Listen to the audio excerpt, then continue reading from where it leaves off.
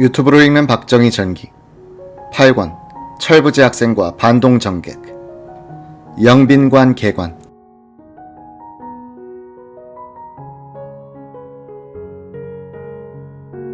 급작스런 해임 통보를 받은 이동원 장관은 잠시 동안 박 대통령에게 심한 배신감을 느꼈다.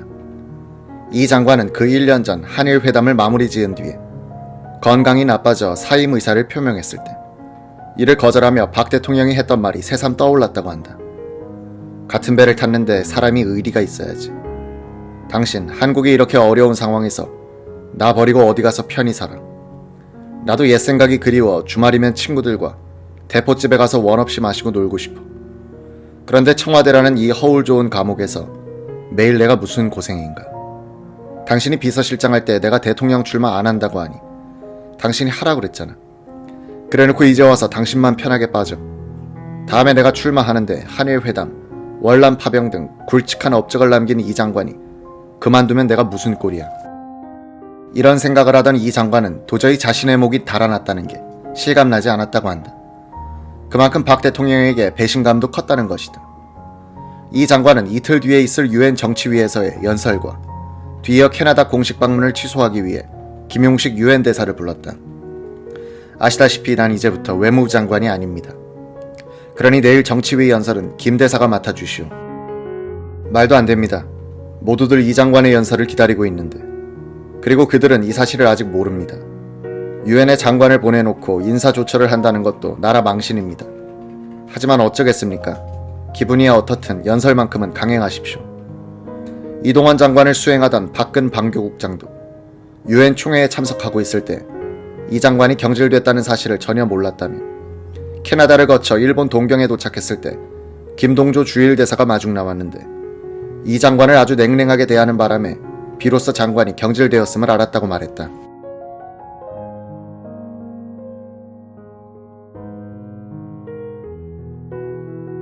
이동원 전 장관의 증언. 12월 25일 김포에 도착하니 이우락 비서실장과 홍일 중동국장이 마중을 나와 있었어요. 이 실장이 미안해하면서 각각해서 잠시 뵙잡니다라고 해요. 하지만 도저히 그 기분으로 청와대에 갈 수 없었습니다. 저는 너무 피곤해서 한 발자국도 움직일 수 없을 정도입니다. 이 실장이 가깝게 잘 말씀드려 주십시오 라고 거절하고 집으로 돌아갔죠. 그때는 박 대통령을 야만적인 사람이라고 생각했습니다.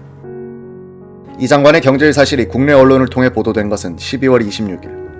그것도 명년에 국회의원 선거에 입후보할 6부 장관 명단에 포함돼 출마를 위한 자진사퇴 형식으로 발표됐다.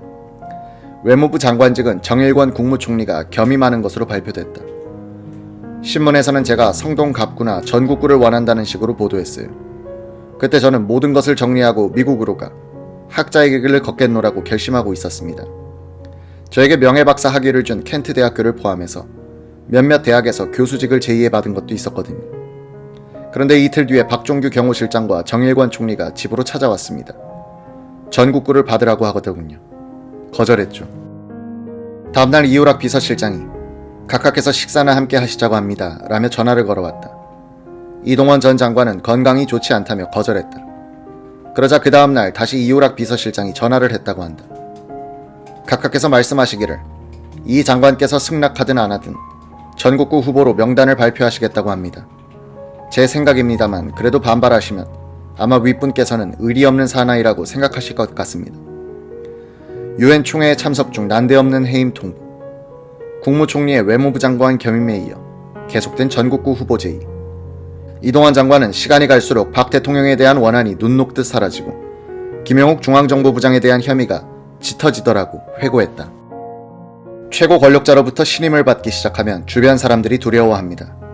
그 이유는 신임받는 측근의 장난에 잘못하면 큰 화를 당한다는 걸 본능적으로 알기 때문입니다. 제가 겪은 일이 바로 그것이었죠.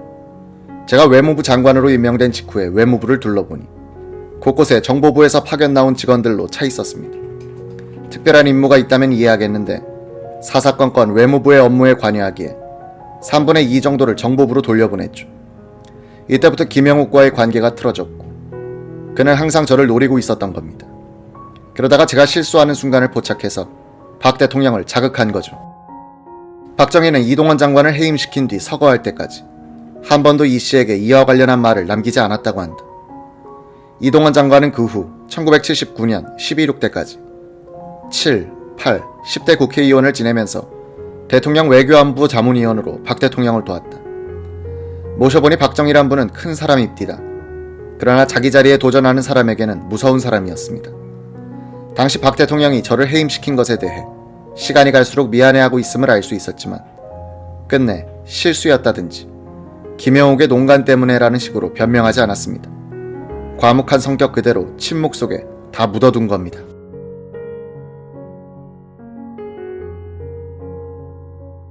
(1967년 2월 28일) 오후 4시 박정희 대통령 부부는 장녀 근혜양과 장남 지만군을 데리고 장충체육관 바로 뒷자리에 완공된 영빈관에 도착해 개관식에 참석했다. 영빈관은 1958년 이승만 대통령의 지시로 착공됐으나 정권의 변동으로 한동안 중지됐다가 1966년 6월에 박 대통령의 지시에 의해 총무처에서 2억 6천만 원을 들여 재착공, 9개월 만에 완성했다. 외국 총리급 이상 국빈 행사와 국내 산부요인 및 장관급 이상 공식연회를 위해 건설된 영빈관은 총무부에 의해 완공돼 1967년 2월 25일자로 당시 반도 호텔을 운영하던 국제관광공사의 수탁 운영되다가 1973년 용도 폐지 결정에 따라 민간에 불화되면서 삼성그룹 측으로 매각됐다. 장충체육관 뒷산에 방문사 옛 터전에 자리 잡은 영빈관은 화초담 길이만 256m에 청기화를 얹은 본관 건물을 중심으로 두 채의 팔곽정과 일각문 등 부속 건물이 있었다. 창덕궁의 희정당을 본떠 지어진 영빈관의 본관은 25개의 대소 거실들이 귀빈용, 외교용, 관리용으로 나뉘어 있고 폭포수도 설치됐다. 당시 총무처장관 이석재의 회고, 국유지로 남아있던 절터였는데 대지가 33,200평에 달해 지금의 자유총연맹 자리까지 긴 모양의 땅이 있었습니다. 처음에 가보니 건물은 하나도 없고 돌계단만 있었죠. 가장 어려웠던 점은 동양식 건물에 서양식 내부를 조화롭게 결합시키는 일이었습니다. 한옥의 처마 곡선과 기둥의 굵기와 높이가 조화를 이루면 난쟁이처럼 되거나 키 큰 여자가 어린애 한복 입은 모양이 되곤 했습니다. 박 대통령에게 건물 설계도를 들고 가 보고했으나 박 대통령은 별 관심을 보이지 않았다고 한다. 이석재 장관은 외국의 귀빈으로 초빙받아 본 경험이 있는 유경수 여사의 도움을 청하기로 하고 1967년 1월 26일 유경수 여사와 영빈관 건설 현장을 방문했다. 처음에 유 여사는 제가 나가봐야 뭘 알겠습니까 하며 겸손하게 거절했지만 제가 꼭 모시고 싶은 분이어서 두어 번 간청했죠. 아마 유 여사도 가보고 싶었을 겁니다. 그분은 보통 섬세한 분이 아니라고 알고 있었는데 막상 모시고 가니 그만한 보람이 있었습니다. 현장에 도착했을 때 건물은 거의 다 지어져 있었고 실내도 완공을 한 달쯤 앞둔 상태였다. 이 장관은 유 여사에게 경례를 안내한 뒤 건물 내부의 내장과 화장실 및 각종 서비스 공간을 설명했다. 유 여사는 조심스럽게 자신의 의견을 피력해 갔다고 한다. 화장실 손잡이의 경우 유 여사는 서양인들의 평균 키를 생각해서 그분들의 입장에서 어깨에 힘이 들어가지 않는 높이로 조금 더 올려달면 어떠냐고 하십디다. 우리가 미처 거기까지 생각하지 못했죠. 화장실은 남녀 구별이 되어 있었지만 표말을 어떻게 써붙여야 할지 몰라 제가 물어보기도 했습니다. 유 여사는 그림으로 표시하는 게 좋겠다고 하셔서 그렇게 결정했죠. 또 실내에 햇볕이 잘 들어오게 되어 있는데 정신적으로 자극을 안 받고 쉴 수 있도록 은은하게 할 수 있는 방법을 연구해보는 것이 어떠냐고 하십디다. 하시는 말마다 다 맞는 얘기였습니다. 모두 받아 적어서 그대로 고쳤습니다. 이후 유경수 여사는 부속실 직원을 대동하고 공사 현장을 자주 방문하면서 외국 자료와 자신의 외국 방문 경험을 참고로 하여 현장 감독에게 자신의 의견을 전하곤 했다고 한다. 유 여사는 부속실에서 미국 방문 후 기념으로 가져온 백악관 소개책자를 들여다보면서 에고 돈이 없으니 이렇게는 할 수 없고 하며 아쉬워하기도 했고 천장이 서양식으로 높이 설계된 것에 대해 천장을 외국처럼 높이 하면 난방비가 많이 들겠지. 하지만 이미 만들어진 걸 어째? 라며 아쉬워하기도 했다. 영빈관의 첫 손님은 개관식으로부터 이틀 뒤인 3월 2일 내방할 서독의 리브케 대통령 부부였다. 유 여사는 부속실에 근무하던 조카 홍정자를 데리고 한창 공사 중이던 영빈관을 찾아가 커튼과 실내 장식에 대한 지시를 내리면서 커튼 감은 너무 투박하거나 두껍게 느껴지지 않는 것으로 하고 라면서 그 신사 할아버지가 춥지 않으셔야 할 텐데 라고 했다. 당시 청와대 부속실의 일지는 영빈관과 관련하여 다음과 같이 정리하고 있다.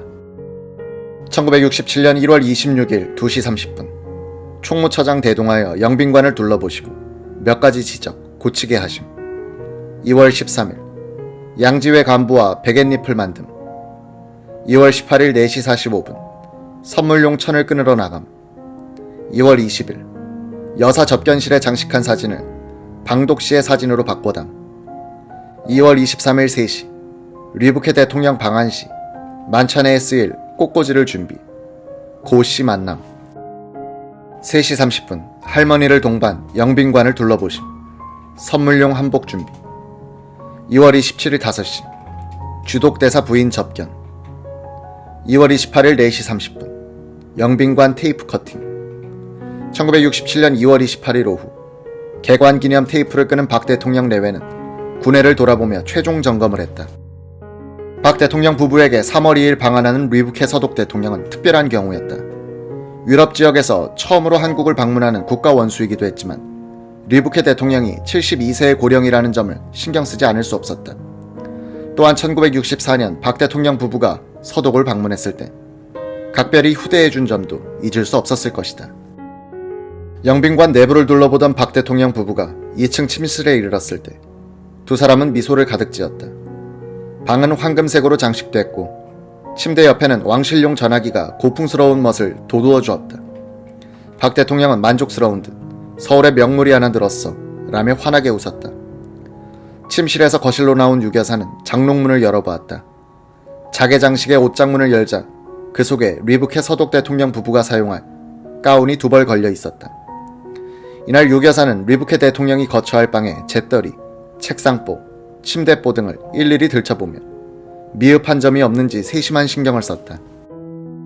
유 여사는 청와대로 돌아온 직후 박 대통령이 집무실에 간 사이 급히 전화로 실무자를 불러냈다. 옷장에서 풍기는 나무 냄새를 없애라고 지시를 내리는 것이었다. 비서실 측근들은 유 여사가 박 대통령 앞에서 실무자들을 무안하게 하지 않으려고 애쓰는 모습에 감탄했다고 한다.